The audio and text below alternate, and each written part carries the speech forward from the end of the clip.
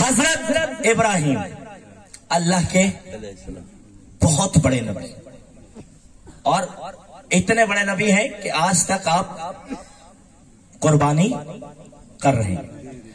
حضرت ابراہیم وہ نبی ہیں کہ جو ہر امتحان کے بعد کہتے ہیں پروردگار ایک امتحان اور ایک امتحان اور ایک امتحان اور، یعنی ہر امتحان کے بعد ابراہیم ایک نئے امتحان کی طلب کرتے ہیں.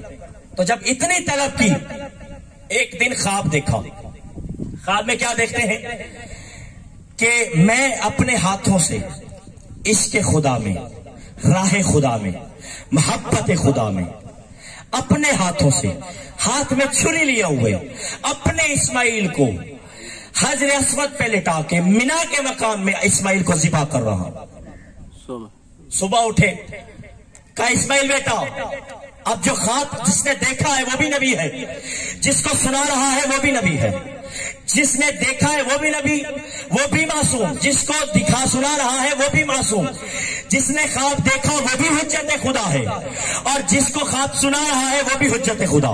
تو دیکھنے والے نے یہ دیکھا کہ میں اسماعیل کو ذبح کر رہا ہوں اور جس کے لیے دیکھا اسے سنایا جا رہا ہے اسماعیل بیٹا میں نے رات کو خواب دیکھا کہ میں اس کے خدا میں، راہ خدا میں، محبت خدا میں اپنے ہاتھ سے تجھے ذبح کر رہا ہوں. اب جواب کیا آنا چاہیے تھا؟ بابا خواب ہی تو دیکھا ہے نا، چھوڑیے ایسے خواب تو آتے رہتے ہیں. کہا نہیں بابا، جو آپ نے دیکھا ہے یہ اللہ کا حکم ہے، اسے کریے، اسے کیجیے، اسے کیجیے. اب ابراہیم لے کے چلے ہیں. بھائی میں کہتا ہوں ابراہیم یہ تو خواب ہی ہے نا، تو خواب کی بنیاد پہ اپنے بیٹے کو کیوں قربان کر رہے ہیں؟ تو ابراہیم کی آواز آئے گی، ارے دنیا والوں تمہیں یہی تو بتانا چاہتا ہوں کہ امت کا خواب اور ہے، نبوت کا خواب اور ہے. سبحان اللہ، سبحان اللہ، یا علی. دنیا والوں تمہیں یہی تو بتانا چاہتا ہوں کہ امت کا خواب اور ہے، نبوت کا خواب اور. اچھا امت کا خواب اور ہے، نبوت کا خواب اور ہے، تو اے اللہ کے نبی ابراہیم علیہ السلام آپ ایک خواب کی بنیاد پہ کیوں جا رہے ہیں اپنے بیٹے کو ذبح کرنے؟ تو کیا آپ حضرت ابراہیم کے دماغ پہ کوئی معاذ اللہ شک کریں گے؟ نہیں. کہا ابراہیم کے دماغ پہ کوئی شک نہیں کیا جا سکتا. تو دنیا والے تمہیں ابھی بھی سمجھ نہیں آئی کہ جب ابراہیم نے دیکھا ہے خالی خواب اور خواب کی بنیاد پہ ابراہیم کے جو دماغ ہے اس پہ شک نہیں کیا جا سکتا. تو جب ابراہیم کے دماغ پہ خواب کی بنیاد پہ شک نہیں تو مصطفیٰ کے دماغ پہ بیداری کی شک کیسے کیا جا سکتا؟ واہ واہ سبحان اللہ. وہاں خواب کی بنیاد پہ شک نہیں تو یہاں بیداری کی بنیاد پہ کیسے شک کیا جا سکتا؟ جب بیداری کی بنیاد پہ شک نہیں کیا جا سکتا، توجہ رکھیے گا، جب بیداری کی بنیاد پہ شک نہیں کیا جا سکتا تو پھر کیا ہے کہ جب پیغمبر نے کہا من کن تو مولا ہو فازاری مولا، پوچھو کیا مسلمانوں کے پاس ابراہیم کے جو خواب دیکھا تھا اس کا کوئی تحفہ آج موجود ہے ہمارے پاس؟ تو جواب کیا آئے گا؟ جی موجود ہے. اور وہ تحفہ کیا ہے کہ یہ جو ہم قربانی کرتے ہیں، حالانکہ شریعت جو ہے ابراہیم کی نہیں، ملت ابراہیم کی ہے. تو اب جب شریعت ابراہیم کی نہیں ہے، شریعت مصطفیٰ کی ہے، پھر بھی ہم ابراہیم کی قربانی کو آج تک سینے سے لگائے ہوئے ہیں، آج تک دل میں بسائے ہوئے ہیں. تو مسلمانوں ذرا خیال کرو کہ ابراہیم نے خواب دیکھا، تم نے وہ خواب سنا. ابراہیم نے خواب دیکھا کہ بچے کو قربان کر رہا ہوں. تو جب خواب کی بنیاد پر اسماعیل کو قربان کرنے جا رہے تھے، اسماعیل بچ گئے، تم نے اس قربانی کو مان لیا. تو پھر جب علی کو حقیقت میں بیداری کی عالم میں مولا بنا رہے تو پھر تم نے اس کو کیوں نہیں مانا؟ یا علی، پھر اس کو مولا کیوں نہیں مانا؟ وہ خواب تھا، یہ حقیقت ہے. وہ خواب تھا، یہ بیداری ہے. جناب رسول خدا کے دماغ پہ کوئی شک نہیں کر سکتا. صلوات پر محمد اللہم صلی علی محمد و آل محمد. تو جناب ابراہیم کے یا اللہ کے کسی بھی نبی کے دماغ پہ شک نہیں کیا جا سکتا. ان کا خواب سچ ہے، ان کا خواب حقیقت ہے. اب توجہ رکھیے گا، جناب ابراہیم لے کے چلے ہیں کس کو؟ جناب اسماعیل کو. پہنچے ہیں مینا کے مقام میں، لٹایا ہے حجر اسود کے اوپر، ہاتھ میں ہے چھری. یہ اسماعیل کا گلا ہے، توجہ میری جانب، یہ اسماعیل کا گلا ہے، یہ چھری ہے، یہ چھری بڑھ رہی ہے، بڑھتے بڑھتے بڑھتے جب اسماعیل کے گلے تک پہنچی ہے نا، ہاتھ کانپ اٹھے۔ اسماعیل اگر ہاتھ ہی کانپنا تھے ابراہیم، تو پھر آئے کیوں اسماعیل کو ذبح کرنے کے لیے؟ کہا دنیا والوں تمہیں یہی تو دکھانا چاہتا ہوں کہ ابراہیم اور ہے، حسین اور ہے۔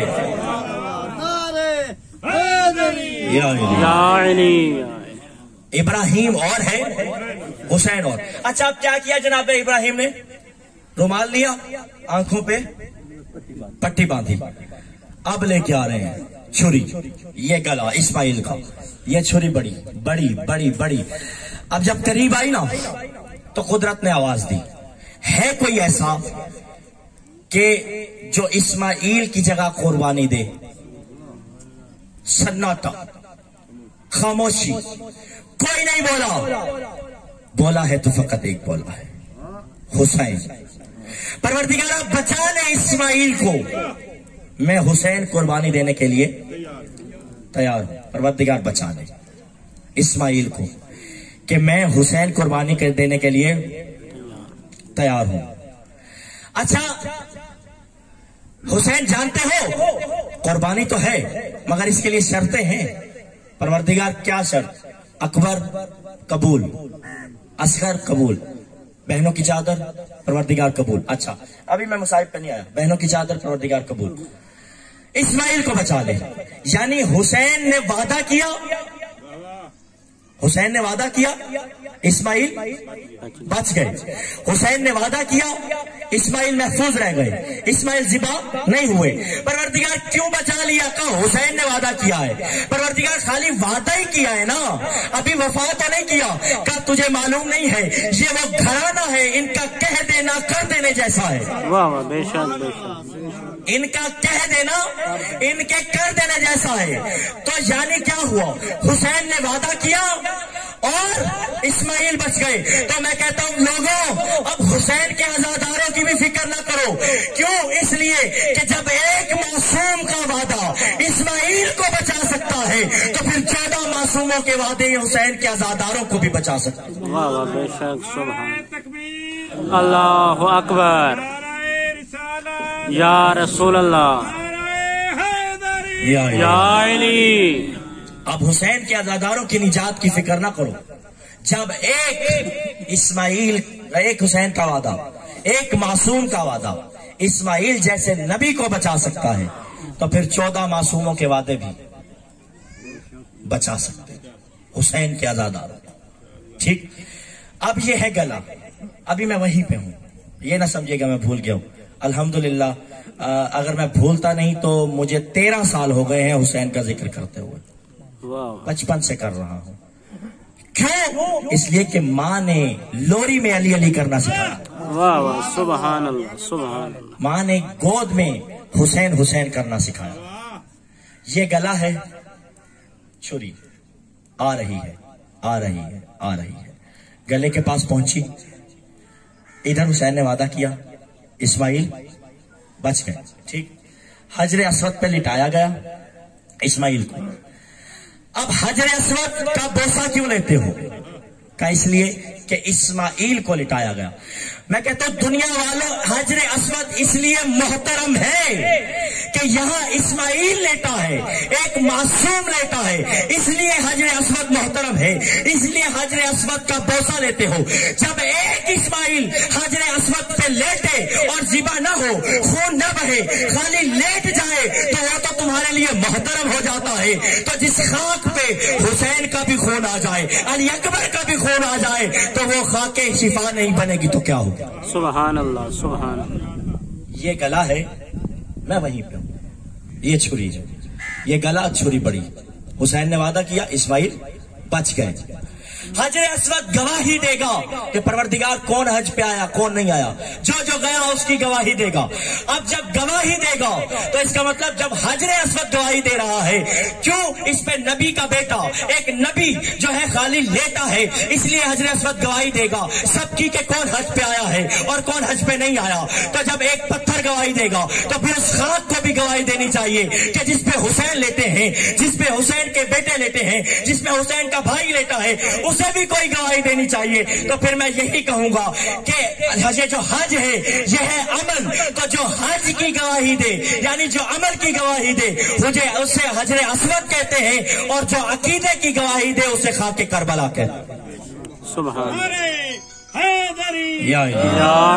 ये गला, ये छुरी, ये बड़ी, जब गले के करीब आई ना, तवज्जो रखिएगा, तवज्जो, इसमें एक सबक भी है और एक फजाइल का नुक्ता भी। जब करीब आई तो अब हुसैन ने वादा किया, इस्माइल बच गए ना, अब जब बचना है तो खुद अंदाजा लगाइए कि छुरी बिल्कुल करीब है ना।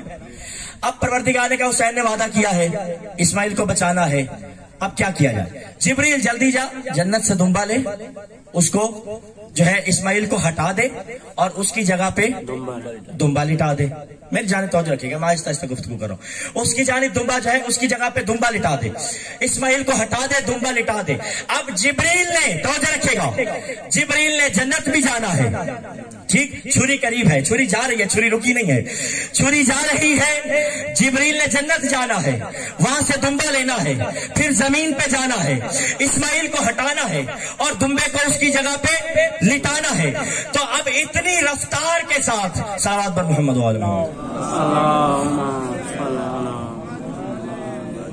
बारदीगर बुलंद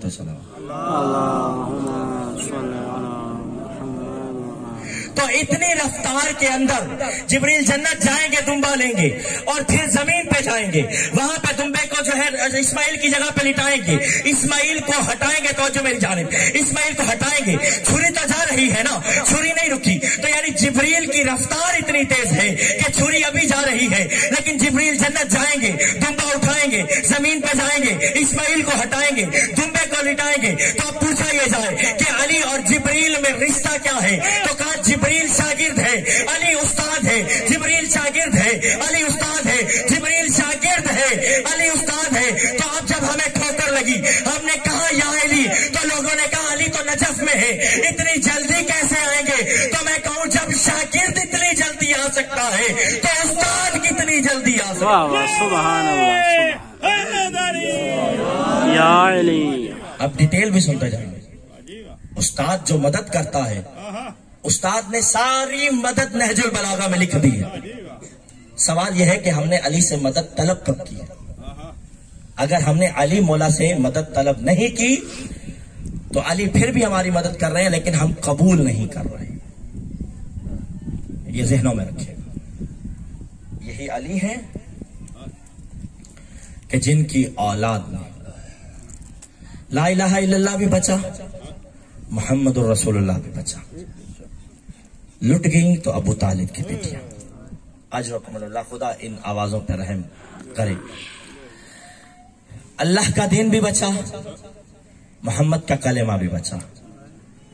अली की बेटियां करबला से कूफा, कूफा से शाम। हुसैन ने वादा किया है, इस्माइल बच गए हैं। अजरकमल्लाह। हुसैन, रावी लिखता है कि यूं तो हर रुखसती कयामत का मंजर रखती थी, लेकिन करबला के मैदान में दो रुखसतियां ऐसी थीं, एक गेसू कड़ियल जवान अली अकबर की रुखसती और एक हुसैन मजलूम की रुखसती, कि जब वो मैदान में जा रहे थे दुश्मन की लड़ने के लिए, बस रोने वालों आजादारों, हुसैन निकलना चाह रहे। रावी कहता है मैं देखता हूं कि खैमे का पर्दा कभी ऊपर होता है कभी नीचे होता है, तो अब जैसे लगता है कि जैसे कोई अबा का दामन पकड़ के कहते हैं बाबा न जाइए। मैं कहता हूं कि अगर बीबी जैनब होती तो हुसैन के बाजू से पकड़ती, अगर बीबी उम्मे कुलसूम होती तो हुसैन के बाजू से पकड़ के कहती भैया ना जाइए। ये कौन छोटी बीबी है जो हुसैन का दामन पकड़ के कहती है बाबा ना जाइए? बाबा मैंने देखा जो भी मैदान میدان میں گیا، بابا واپس نہیں آیا۔ بس رونے والوں عزاداروں، حسین کی مظلومیت یہ ہے کہ حسین جانا چاہتے ہیں، حسین گھوڑے پہ سوار ہوئے، اب دیکھا تو گھوڑا چلتا نہیں ہے، کہا گھوڑا آخر تو چلتا کیوں نہیں؟ اب جب نیچے دیکھا تو سکینہ گھوڑے کے سموں سے لپٹی ہوئی ہے، کہا گھوڑا میرے بابا کو نہ لے جانا، اس لیے کہ میں نے دیکھا جو بھی میدان میں گیا وہ واپس نہیں آیا، میرا بھیا علی اکبر واپس نہیں آئے، اور میرا علی اصغر پیاسا واپس نہیں آیا، اور محمد واپس نہیں آئے، اور قاسم بھی گئے تو واپس نہیں آئے۔ اجرکم اللہ، اجرکم اللہ۔ بس رونے والوں عزاداروں، حسین نے سکینہ کو سینے سے لگایا، کہا سکینہ بیٹی تو خیمے واپس لوٹ جا۔ کیوں بابا؟ کہا اس لیے کہ تیرے اوپر یتیمی کے سائے منڈلا رہے ہیں۔ تو کہا بابا یہ یتیمی کیا ہوتی ہے؟ تو امام حسین نے رو کے کہا یہ سکینہ نہ پوچھنا، یہ یتیمی بس یہ جو مصیبت ہے یہ بڑی عجیب ہے، ارے مر جائے جس کا باپ وہ بچہ یتیم ہے۔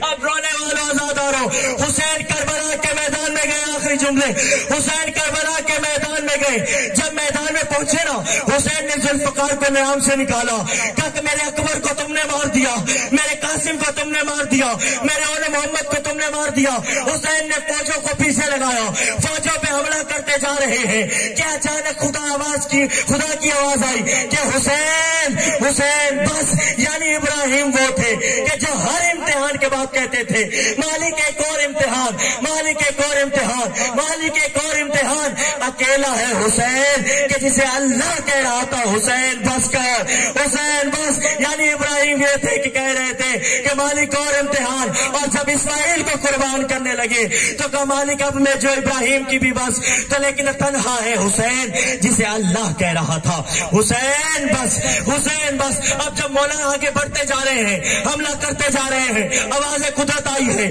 کہ تیروں پہ تیر کھا چکے، بس اے حسین بس، زخموں پہ زخم کھا چکے، بس اے حسین بس، لاشوں پہ لاشیں اٹھا چکے، بس اے حسین بس، ارے ہم تم کو آزما چکے، اے بس اے حسین بس، اب سر کو جھکا دو خنجر بیتاب کے لیے، کچھ امتحان چھوڑ دو سید سجاد کے لیے۔ وَسَيَعْلَمُ الَّذِينَ ظَلَمُوا أَيَّ مُنقَلِبٍ يَنقَلِبُونَ۔